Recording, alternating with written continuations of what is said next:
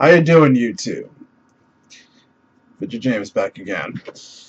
Um, I'm not sure where my counter is now, but I was at 50 subscribers, and that's kind of a big deal for me because I didn't think I'd make it this far. Um, gonna do a little something special for that. Well, what this video is gonna be about, because well, you've all probably seen the Nintendo Direct, and Nintendo opened up a ballot for Smash Brothers. So since I just hit 50 subscribers, and one of my most popular videos was the 50 Effect Extravaganza, so I figured I'd do a Super Smash Brothers 50 DLC character extravaganza. I'm going to try to run through this real quick because I don't want to bore you all. But first things first, like my number one overall draft pick for Smash Brothers shouldn't come as a surprise, but I voted for Inkling from Splatoon because I'm just so freaking hyped for that game. Like, you don't even know. I do have the three set. I did manage to get the 3-pack of amiibos pre-ordered from GameStop, so it's just a matter of time. I am still really disappointed about the voice chat thing, though, so hopefully they'll fix something about that. But moving right along. As far as the rest of Team Nintendo goes, my other votes was, if it wasn't going to be Inkling, I really would have voted for Midna, because Midna is like one of my favorite characters like ever. But since she got a trophy, and she also got, like, you know, she got both forms, was in Hyrule Warriors, she kind of does have her time in the spotlight right now.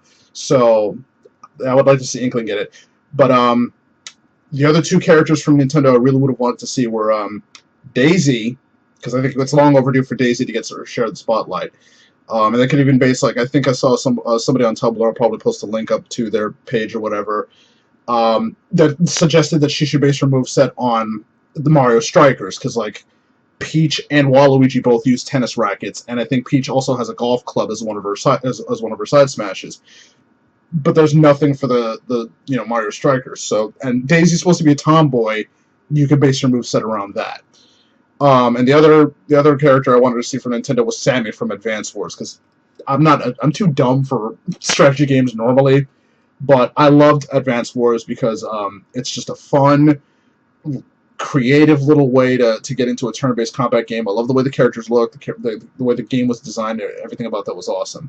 I only played 1 and 2 though. I didn't play anything after 3. But that was Team Nintendo. Going to the third-party stuff.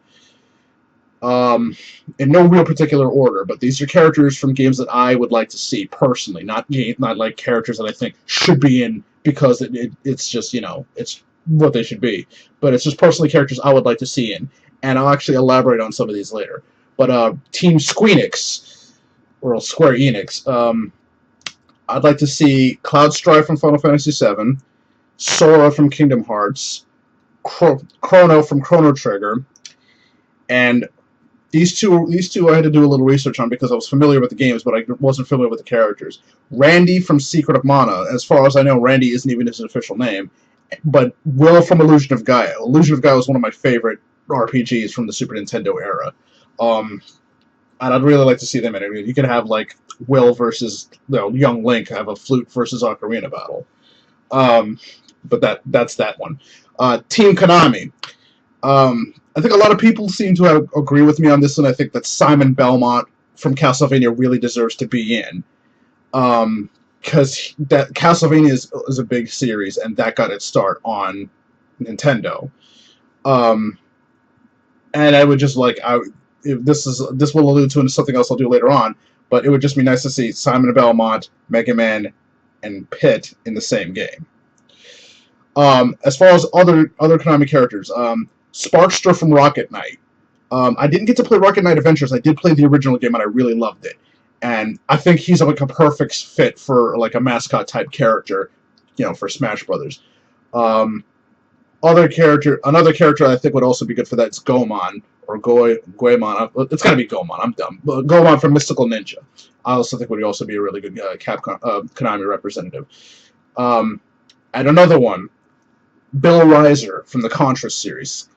Contra, like, the Konami code is the most famous code in video games. Contra is like one of those games that everybody played on the NES. It's classic. That is that is the side-scroller game that all other side-scroller games, like side-scroller shooters, I should say, are compared to. You got platforming with Mario, and everybody's compared to Mario, but run-and-gun side-scroller shooting, that was Contra. Um, and the thing with Bill Reiser is that, like, with Bill Reiser and Lance Bean and Mad Dog and Scorpion and Jimbo and Sully and the two Probotectors, that's 8 costumes right there. So you can have all of them in the game.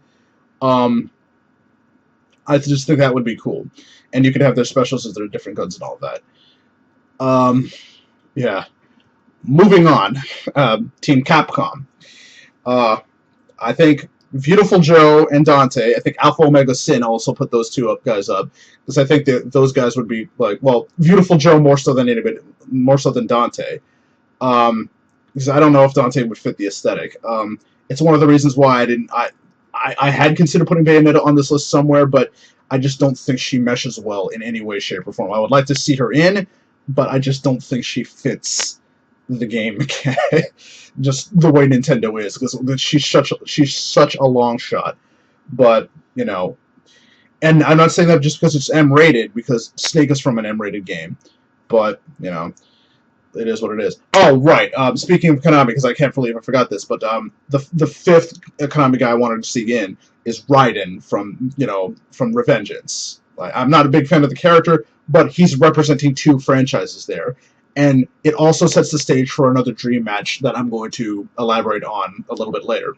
But as far as going back to Capcom, Beautiful Joe and Dante, I'd also love to see Strider Hiryu, because that's a classic character. And I'd also like to see Ryu, not Street Fighter, Ryu Bateson, the Breath of Fire. Specifically, it's the Ryu from Breath of Fire 2. I'd be happy with Ryu from any Breath of Fire, really. You could probably do that as the alternate costumes, but of all the Breath of Fire games, I really loved the Breath of Fire 2. That was my favorite one. Because I actually debated whether I wanted to have Ryu or Cat/Rinpu or Nina. But I think Ryu would just be more iconic, since you'd have more options for moves with him. Because I think Nina would probably end up being basically like another Pit, and Dark Pit already made people shit themselves because they hate clones. But they demanded Lucas and Wolf be put back in, despite the fact that they're clones. I don't get that. The last member of Team Capcom, Cody Travers, of both Final Fight and Street Fighter. Because that's another classic franchise, and he's also a very interesting character because he's one of those guys that didn't get the happy ending, even though he saved the girl. I think it's a very famous quote. He one of his famous win quotes. I saved the city, saved the girl, but I couldn't save myself. That doesn't really happen to most like a lot of video game protagonists. But that also sets up another dream match, which I'm going to get to. Team Namco. I'm not really big on the Namco games, but I do have a few I would like to see. Klonoa, because I think Klonoa is another perfect fit. I would like to have seen Mario and Sonic, and okay, that's a dream match I'd like to see right there. Like Mario, Sonic, Klonoa, and Sparkster. Like, I think that those are all like characters that really fit together. And he's like, we've already got Pac-Man in, but Klonoa was another good mascot. The other one was Lloyd Irving from the Tales of Symphonia. I didn't play the game myself, but my brother did, and I'm very familiar with some of the characters. Don't overdo it. First Aid. And I think they deserve to have some representation in the game. And the last one is actually a really, really obscure one, but it was one of my favorite arcade games growing up in the Philippines, and that's Wonder Momo. It would never hurt to have another female protagonist, and Wonder Momo, they could probably work that in. Well, they're not really big on transformations unless it's a Final Smash, but they could probably do that. She takes enough damage, then her suit goes away or something like that, because they don't like the transformation in mid-match thing anymore. Moving on to Sega. First and foremost, I wanted to have Alex Kidd back in, because I think even though Sonic is the mascot of Sega, he's not the original mascot of Sega. That was Alex Kidd. Sonic just did such a good job of pushing their style up against Nintendo's family friendliness that Alex Kidd was all but forgotten. But I think he deserves better than that, because, he was the original mascot. Another character I would like to see from Sega is Hotsuma, The most recent iteration of Shinobi. Shinobi is another classic arcade game, and my cousin also had a Sega Master System, and Shinobi was one of the games that he had. And to be perfectly honest with you, the Sega Master System was a superior system to the NES in terms of graphical like the way these games looked. Um, some of the games I know, Double Dragon on the Master System was far superior to the NES version because the NES version didn't even do two-player simultaneous. The Master System version of Double Dragon was actually like almost arcade perfect. Um, Ghostbusters was another one. I think Angry Video Game Nerd did, but I think we're getting off track here. But yeah, Shinobi I would like to see him because he's a classic character. And Beat from Jet Set Radio. I didn't get to play the Jet Set Radio games much, but what I did play was really fun. And it's a game about graffiti. And it's weird because like we have all these Grand Theft Auto games, and there's all that controversy and shit, and all these guys are doing are just roller skating around and doing graffiti. Of all the things that you could do that video games are allowed to do, graffiti is probably the tamest illegal thing that doesn't actually hurt anybody.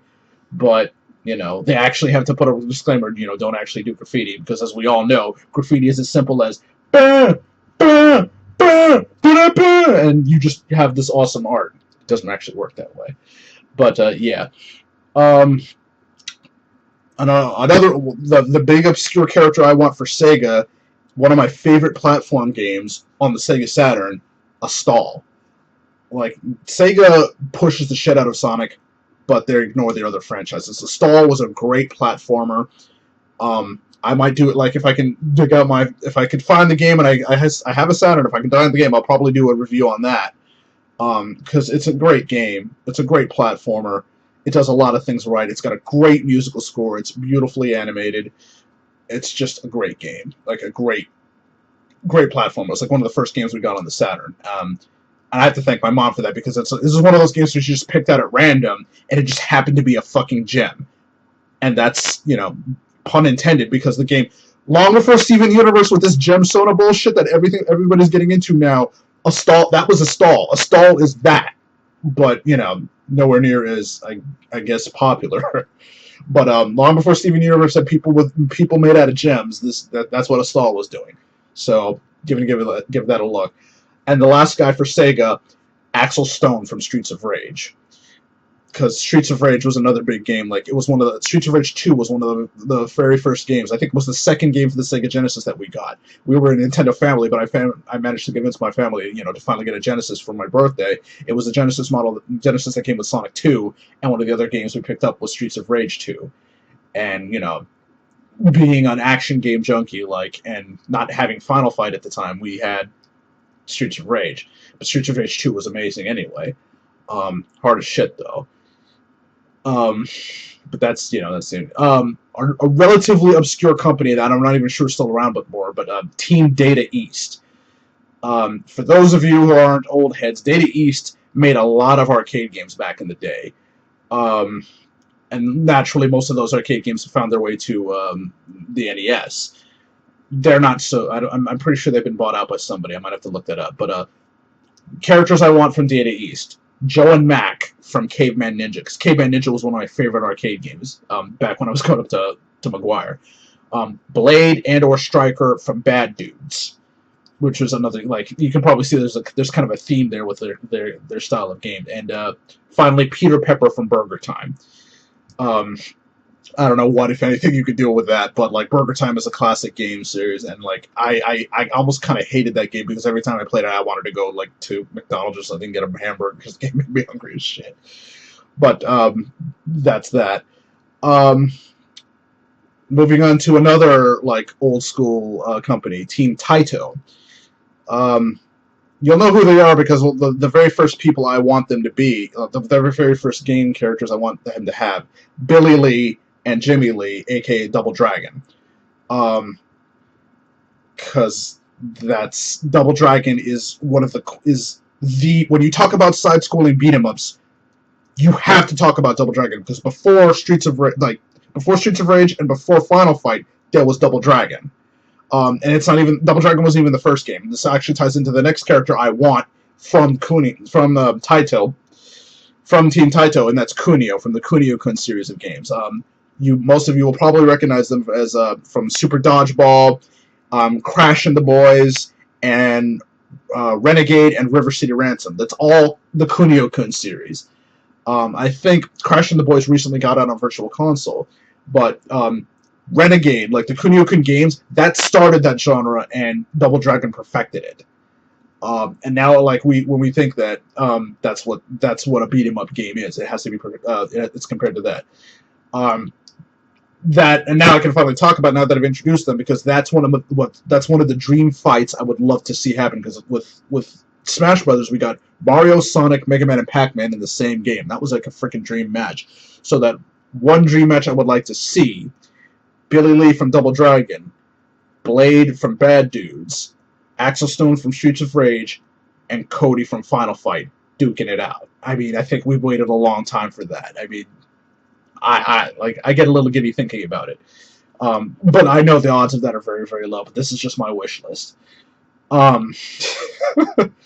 But going back to Team Taito, Pocky and Rocky from that series of games, I never got to play them, but I know it's a long-standing series, and I would like to see more quirky characters like that.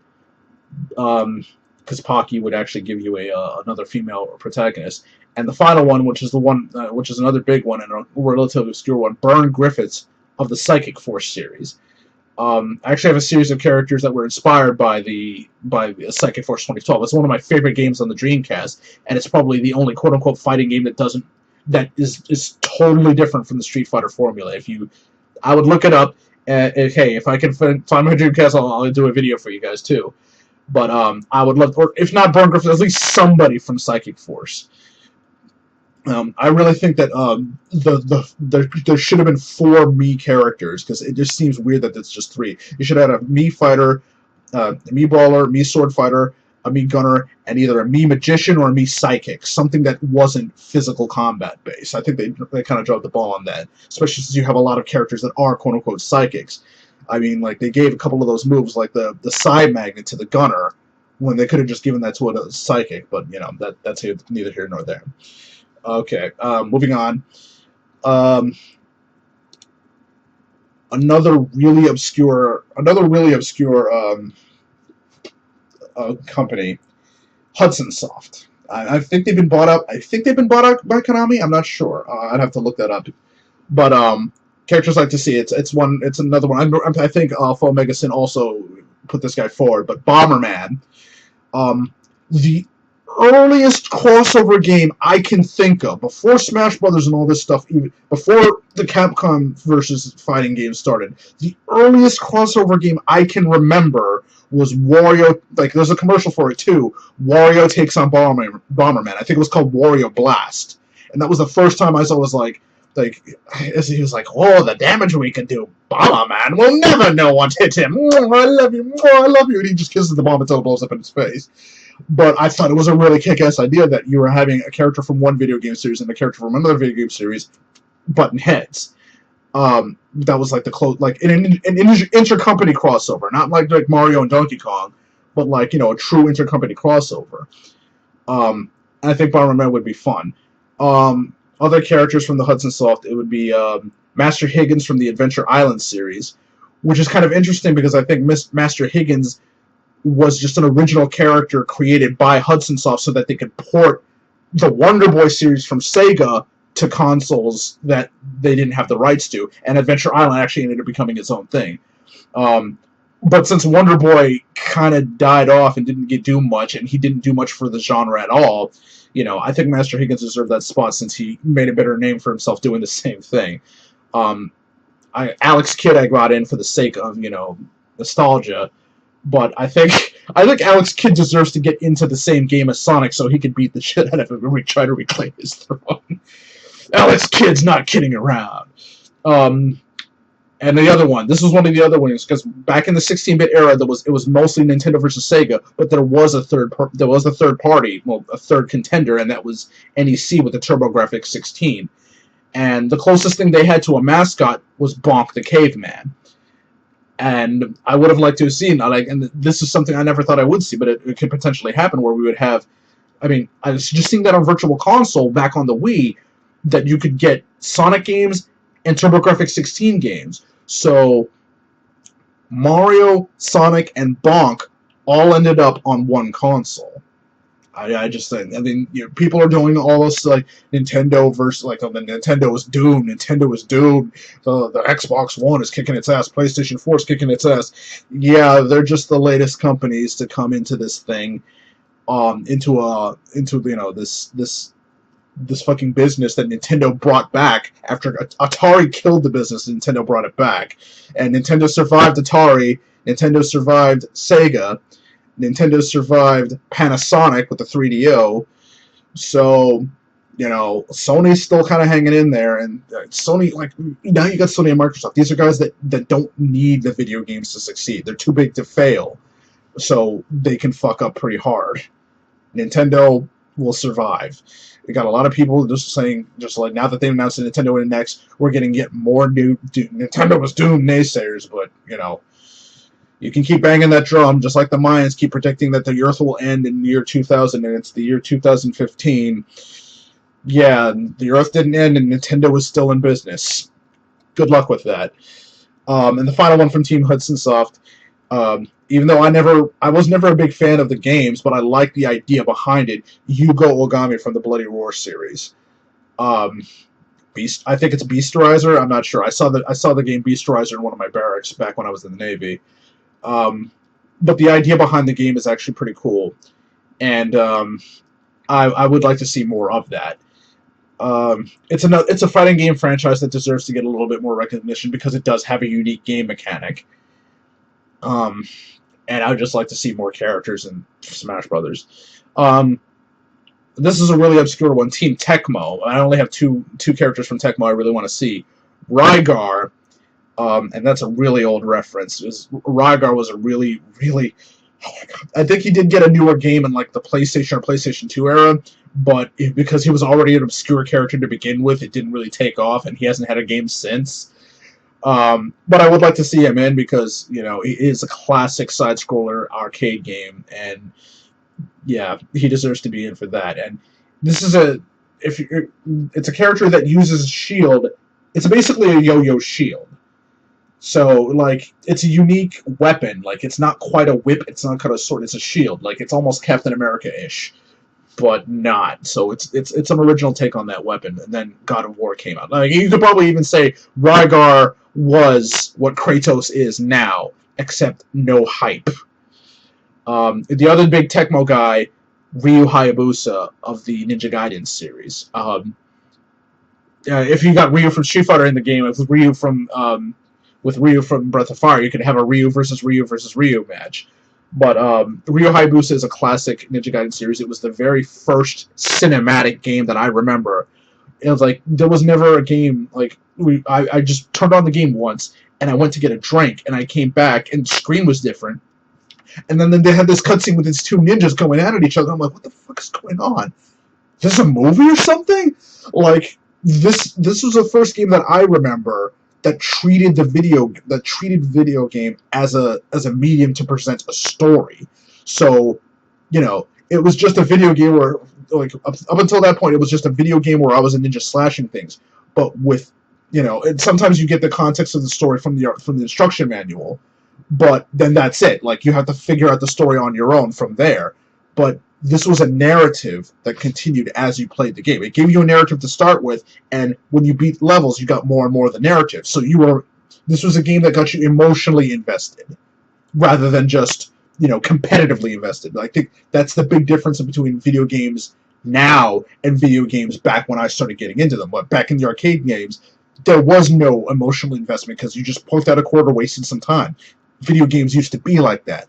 But this is one of the reasons why I think video games are an art form, because you can get anything that you can get emotionally invested in is an art form.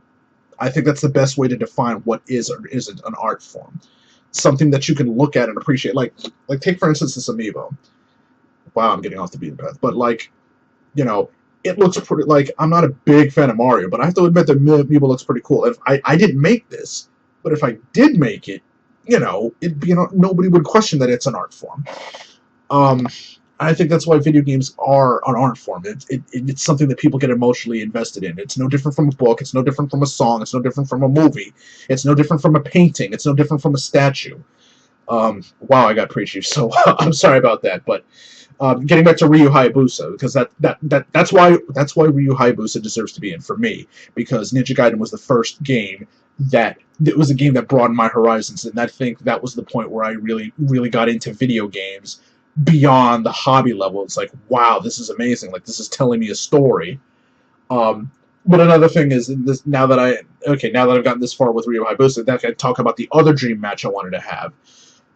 Now that I've set that up, Raiden from Metal Gear Revengeance, Strider Hiryu, Shinobi, and Ninja Gaiden, all in the same.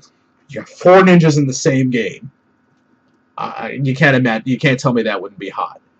Shinobi got rebooted and ended up getting a red scarf just like Strider did. So it was like, yeah, I think we're long overdue for that. I think that was a death battle between Ryu Hayabusa and Strider, and I believe Strider won that. But I think the only way to really settle that is to settle it in Smash. But more than Ryu Hayabusa versus Strider, I would like to see Strider versus Shinobi, since they have such a similar mindset and ability set. And here we get to what I considered free. These were one-shot games. These were one-shot games where these characters only appeared in one game, but these are some of my favorite games on the NES. So, most of you are going to be familiar with Clash of Demon Head, thanks to Scott Pilgrim, but I love that game. So, I have a vote for Billy Blitz, the hero of that game, to make it into Smash. Another character is Scott O'Connor from Kabuki Quantum Fighter. Back in the day, we didn't have very many video game based shows, but I think GamePro did have a show that I had to get up at 6 in the morning on Sunday to watch, and they would talk about some obscure games, and Kabuki Quantum Fighter was one of those games they talked about. Y'all might be talking about, you all might be familiar with Shantae, and how she uses her hair to whip enemies is a very basic attack. She's not the first video game character to do that. It was Scott freaking O'Connor from Kabuki Quantum Fighter. And this game came out long before, this is the NES, so this was long before the Matrix, but the plot of the game is that, Earth's computers are being attacked by a virus, so this guy, Scott O'Connor, has to basically put himself in the virtual reality of the computer through, a neural interface device, but the computer gives him the form of a kabuki dancer, which was one of his ancestors or something like that. But the gameplay was really intense and really fun. Another one that's really obscure is Steve Herman from the game Shatterhand. I never got to beat that game. I think I got to the very last boss, but that was a game that was also really intense. And it's basically about a guy who has, I think the tagline was, imagine being able to pack the power of 100 strategic missiles in every punch. That was named. I think it was a different game in Japan, but it was just localized over here differently because they didn't have the rights. But yeah, the final one from the free section is, I don't think the character, apparently the character didn't actually have a name, but I think the widely accepted name is Miria from Guardian Legend. That was another hard as hell game, but I loved it because it was you have a gynoid, essentially, a female android that is both, an adventurer and a freaking jet. What other hero is like that? That's not a Transformer, by the way. And I would like to see, and that's a dream match I would like to see. I would like to see Miria versus Samus because it's almost a similar setup, but Miria is an artificial being.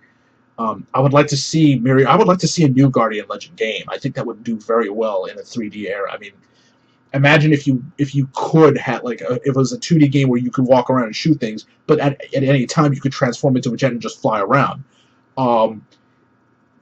A game I can think of that would probably work well if you played Transformers, the War of Cybertron series, the way the jets work, the secrets like Starscream worked in that game. I could very easily see Guardian Legend working in that with that setup. But more so, I just really love that game, and I would like to see more of it. I really need to go back and beat that. But speaking of Shantae, everybody's going to vote for Shantae. Shantae and Shovel Knight, because those are two of the biggest indie games right now. And I don't think I need to vote for those two, because even freaking Way Forward put on their own ballot. They wanted her to be in. Freaking Phil Spencer wants Banjo Kazooie to be, because Xbox doesn't know what the fuck to do with them, and that's free. That'd be free publicity for them anyway. But the characters from the indie circuit that I want to see in, Gianna from the Gianna sisters, because that's going way back. That was the very first Mario rival, and Nintendo was the one. Nintendo was the ones that brought Gianna sisters back. That's. I just thought that was ironic.